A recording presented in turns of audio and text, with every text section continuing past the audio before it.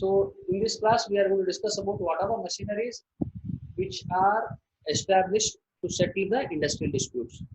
ಅಂದ್ರೆ ಇಲ್ಲಿ ಸರ್ವಸಾಮಾನ್ಯವಾಗಿ ಸರ್ಕಾರದ ವತಿಯಿಂದ ಅದು ರಾಜ್ಯ ಸರ್ಕಾರ ಇರುವುದು ಕೇಂದ್ರ ಸರ್ಕಾರ ಇರುವುದು ಅದೇನ್ ಮಾಡಿತಪ್ಪ ಅಂತಂದ್ರೆ ಈಗ ಎಂಪ್ಲಾಯೀಸ್ ಮತ್ತು ಎಂಪ್ಲಾಯರ್ಸ್ ಅಂತ ಏನಾದರೂ ಡಿಸ್ಪ್ಯೂಟ್ಸ್ ಇರುತ್ತೆ if there are any disputes between the workers and the employees and the employers, right?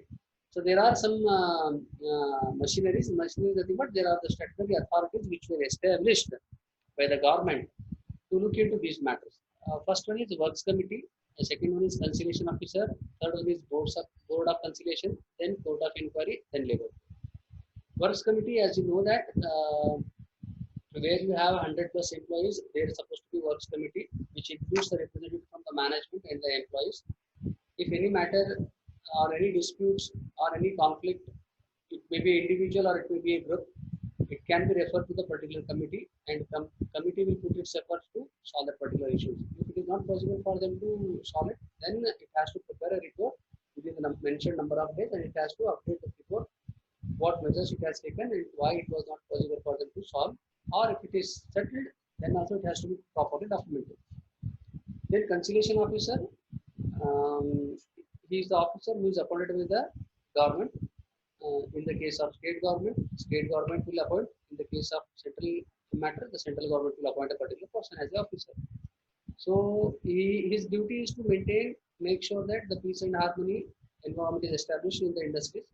So in this regard, he is having some authority, some power to look into this matter. For example, he can visit the organization, he can check the documents or the files or the records which were supposed to be maintained by a company or an organization.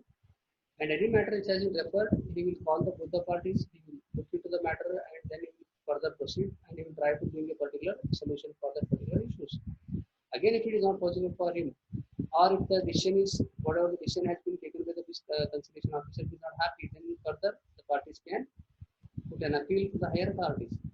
Then you will find it a board of conciliation where we have the representatives, the experts from there, so that the particular conciliation board will look into the matter. In court of inquiry, as you know that it works as like a tribunal where again the dispute can be referred to the particular inquiry. Then they conduct an inquiry in this regard, investigate the matters by calling all the parties to the particular dispute, and they look into the matter and they will try to find a solution. And then labor court, as you know that it is the appellate authority. So where the employees or the employers or the management who are not happy with the decisions, or if they want to get the decision from the court, they can approach to the court, and it is having the similar power of a civil court, where especially the labor issues or the particular conflicts which are related to the employees in the industry were entertained. So these are the machineries which are available or which are working to settle the industrial dispute. But when you look into when these machineries and all these things are available, but still why there is an increase in the number of issues or the disputes between the employees and the employers. So there are many reasons are there. Maybe these machineries are not able to work properly because of certain kind of disputes or certain kind of problems, like maybe the people have lost the faith in these particular machineries. Maybe reason is that they are not able to work properly. Maybe they are not able to give the justice in time, and the further things they won't believe these things because it's a time consuming, right? So because of that only both the employees and the employers have lost their faith. There are many like I said that arguments which were given why these particular machineries are not able to work out properly. But still, to the most of the extent that these machineries are helpful to solve the disputes between the management and the employees, or to the individual or to the group. So the next concept is about the employee grievance. So grievance in general, it means it is a dissatisfaction of the employee, right? So then if you look into the particular definition or meaning, any dissatisfaction or feeling of injustice in connection with one's employment situation that is brought to the notice of the management. Here, this employee's dissatisfaction, he may be not happy with anything. Right? So related to his job, if it has been brought into the notice of management, that will be considered as a grievance. Sometimes you can find the different characteristics of the grievance, like factual, imaginary, and disguised. Factual, nothing but legitimate needs. For example, the employee's basic requirements, providing safety or taking safety measures for the employer, providing certain kind of transportation facilities, certain kind of basic medical facilities for the employees. Those kind of demands are very legitimate, which are correct. But still, the company or the management is not providing those legitimate needs. Then employees may not be happy with the things. They may not be happy with the approach or the behavior which the management is showing towards the employees. So that will be the one reason which is called as depending upon certain of facts. Then imaginary, for example, this is only because of communication gap or the terms and conditions which were not properly explained to the employees, or they may not be able to understand these things only maybe because of their perception. Correct? These are imaginary, expecting needs which are not in terms of contract. You expect something which is not mentioned in your contract. So imaginary, you may find it that management is going to cut this time our salaries by 2% or 3% compared to the last year, or it is not going to give the bonus which has been given. So already there is no any factual things are there. So only these are, I can say that because of grapevine which is growing in the organization. So all these things are also one of the reasons for grievance. Then disguise in the sense, I can say that you are not satisfying the psychological needs of the employees. So for example, employees' expectations are very high. So sometimes company may not be able to understand those needs and it may fail to fulfill these needs. For example, the employees feel that we are working for last 20 years in this company. We had given our like best things to the company, but still company is not ready to look into our some of the matters, right? So because of that only, they find it that they are also not ready to speak out in front of the management, and management is also not ready to address those things. Or they may not be aware about all these things, or they will not try to understand why the employees are not ready. So this may be seen in the form of lesser productivity, or it has impact on the employees' productivity, employees' involvement in their work. So this can be understood. So we are not clear with the reason why employees are not ready to listen, why employees are not ready to work, or why they are not able to work more. So there may be a reason which is disguised. So these are the common characteristics which we can draw or which we can see of a particular grievance. Then when I talk about need for grievance procedure, why it is required? Why grievance is required? That is very important in almost all organizations. So it affects the morale of the employees.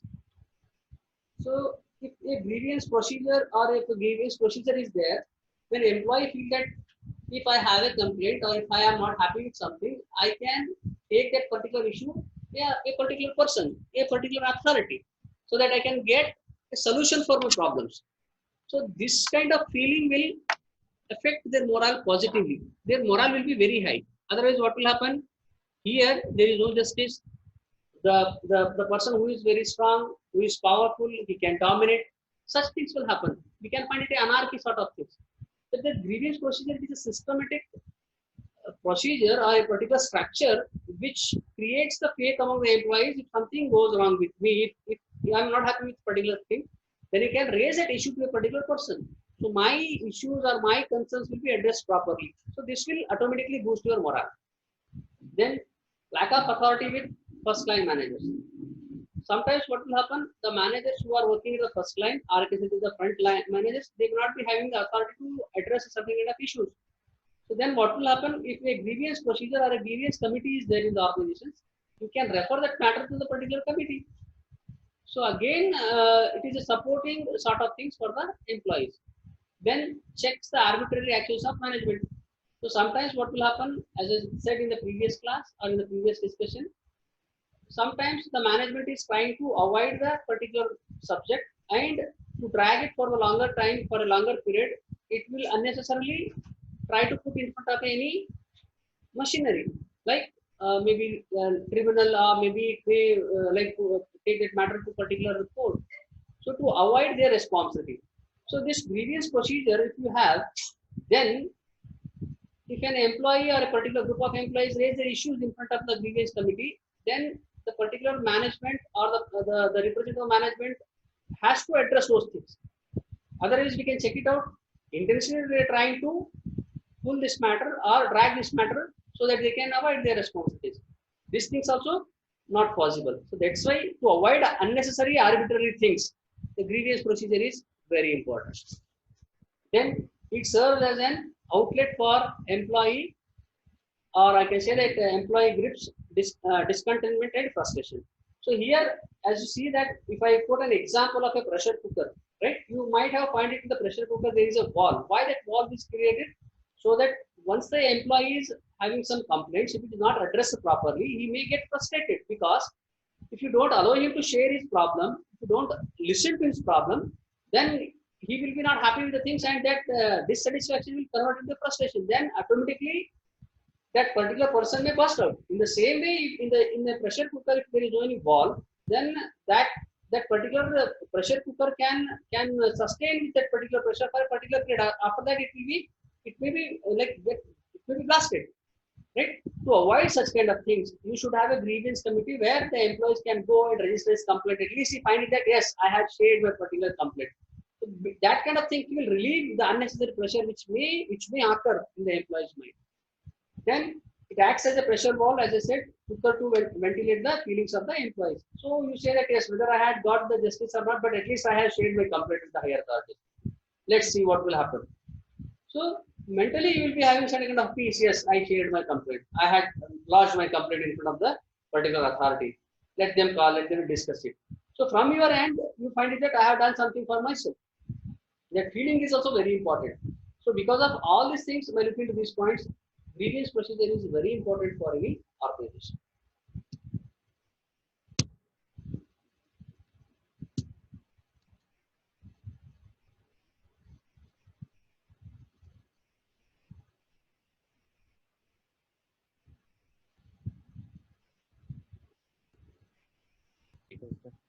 So now in this particular part, we are going to understand the well-designed or proper grievance procedure, how it is supposed to be.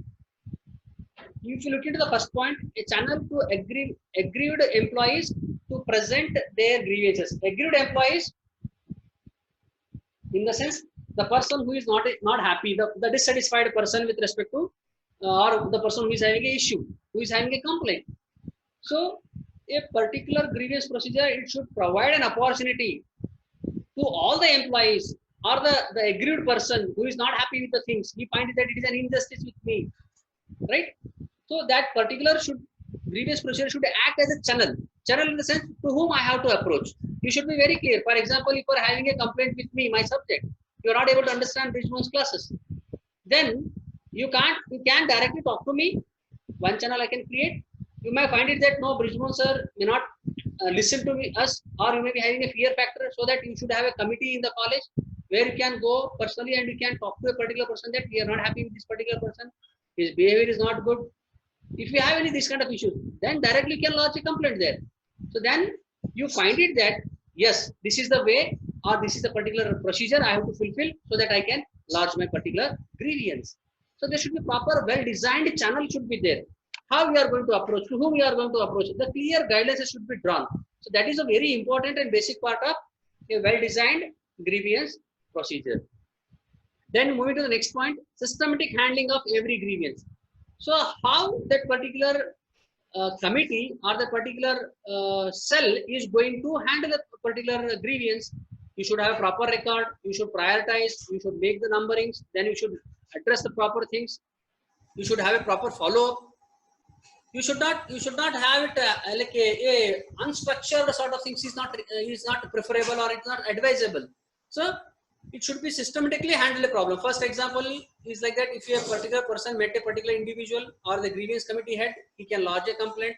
Then that person should listen to him. Then if it is the complaint with respect to his supervisor, then he has to take certain kind of things. There will be committee members. They can call these people. They can call both the parties on a particular day. They should discuss with them. They should go in detail. They should investigate the matter.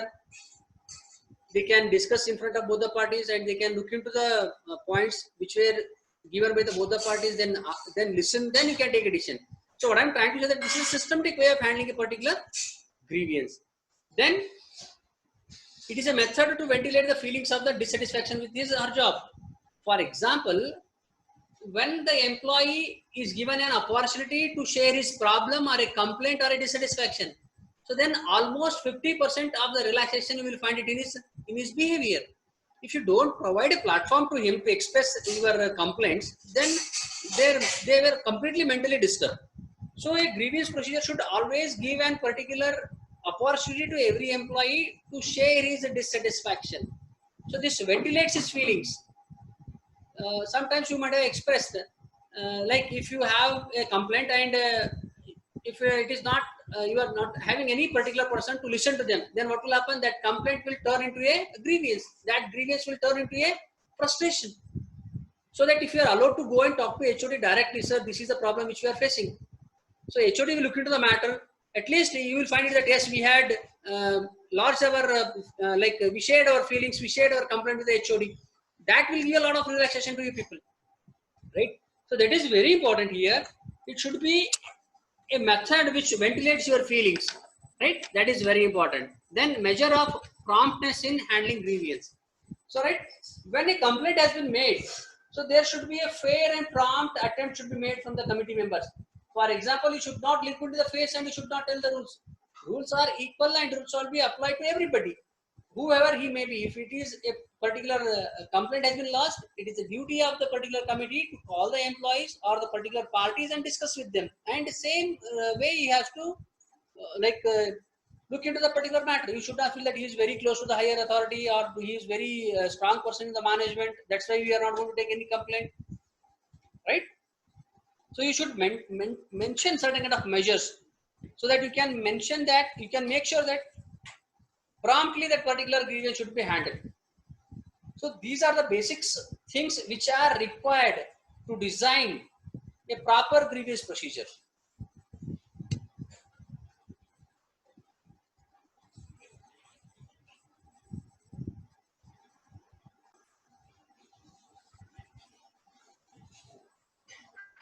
Sushma Kulkarni.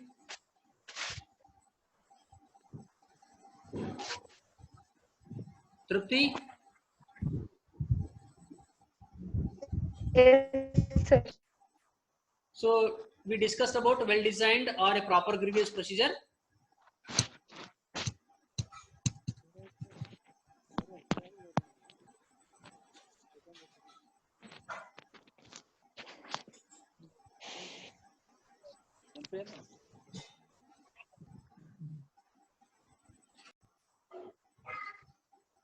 So in this particular part, we are going to discuss the nature and causes of grievance.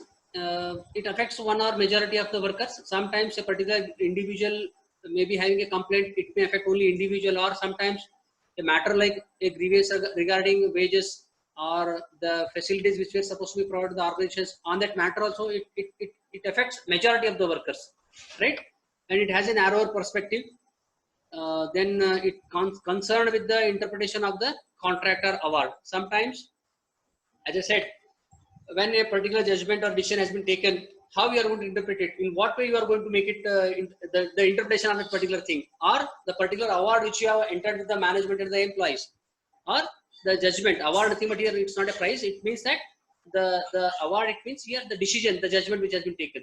So on these things, we can say that the employees may be having different causes for the particular grievance. Then in general, if you look into the causes of grievance, these are the common causes of grievance. First is wage adjustments and incentive systems. The employees are not happy with the what exactly the wages were provided to them, incentive system, and the job classifications which they have made it. Then the complaints against the supervisors, they were not addressed properly.